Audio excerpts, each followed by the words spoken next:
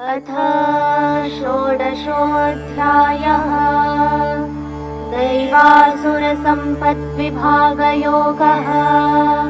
श्रीभगवानुवाच अभयं सत्त्वसंशुद्धिर्ज्ञानयोगव्यवस्थितिः ज्ञानं दमश्च यज्ञश्च स्वाध्यायस्तप आचवम् अहिंसा सत्यमक्रोधः त्यागः शान्तिरपैशुनम् दया भूतेष्वलो लुप्त्वम् मार्दवम् ह्रीरचापलम्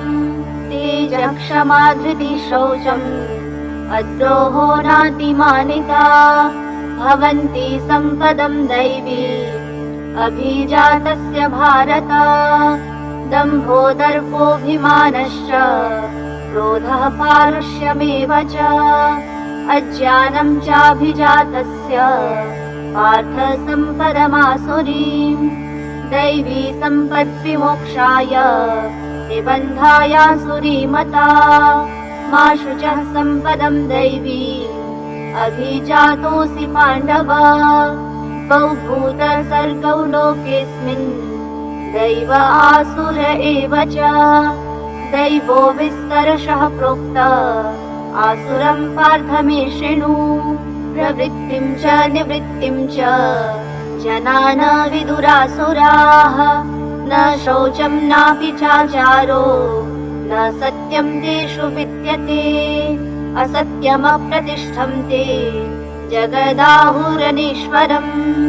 अपरस्परसम्भूतम् किमन्यत् कामहैतुकम् एतां दृष्टिमवष्टभ्य नष्टात्मानोऽल्पबुद्धयः प्रभवन्त्युग्रकर्माणः क्षयाय जगतो हिताः काममाश्रित्य दुष्पूरम्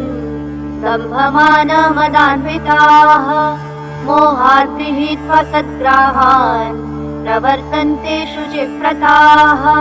चिन्तामपरिमेयां च प्रलयान्तामुपाश्रिताः कामोपभोगपरमा एतावदिति निश्चिताः आशापाशशतैर्बद्धाः कामक्रोधपरायणाः ईहन्ते कामभोगार्थम्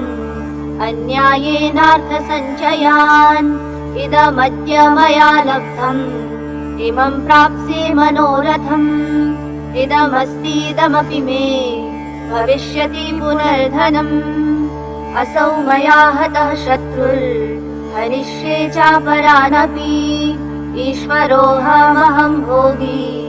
सिद्धोऽहं बलवान् सुखी आढ्योऽभि जनवानस्मि पुण्योऽस्ति सदृशो मया यक्षे दास्यामि मोदिष्य इत्यजान विमोहिताः अनेकचित्तविभ्रान्ता मोहजालसमावृताः प्रसक्ताः कामभोगेषु पतन्ति नरकेषु च आत्मसम्भाविताः स्तब्धा धनमानमदान्विताः यजन्ते नाम यज्ञैस्ते दम्भेना विधिपूर्वकम् अहङ्कारं बलं दर्पं कामं क्रोधं च संश्रिताः मामात्मपरदेहेषु प्रद्विषन्तोऽभ्यसूयकाः तानहं द्विषतः क्रूरान् संसारेषु नराधमान् क्षिपाम्यजस्रमशुभान् आसुरीष्वेव योनिषु आसुरीं योनिमापन्ना मूढा जन्मनि जन्मनि मामप्राप्यैव कौन्तेय ततो यान्त्यधमां गतिम्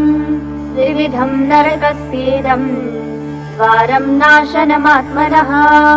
कामः क्रोधस्तथा लोभस्तस्मादेतत्त्रयं त्यजेत् एतैर्विमुक्तः कौन्तेय तमोद्वारैस्त्रिभिर्नरः आचरत्यात्मनः श्रेयस्ततो याति परां गतिम् यः शास्त्रविधिमुत्सृज्य वर्तते कामकारतः न स सिद्धिमवाप्नोति न सुखं न परां गतिम् तस्मात् शास्त्रं प्रमाणं ते कार्याकार्यव्यवस्थितौ ज्ञात्वा शास्त्रविधानोक्तं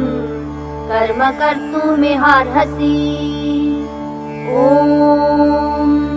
तत्सदिति श्रीमद्भगवद्गीतासूपनिषत्सु ब्रह्मविद्यायां योगशास्त्रे श्रीकृष्णार्जुनसंवादे दैवासुरसम्पद्विभागयोगो नाम षोडशोऽध्यायः।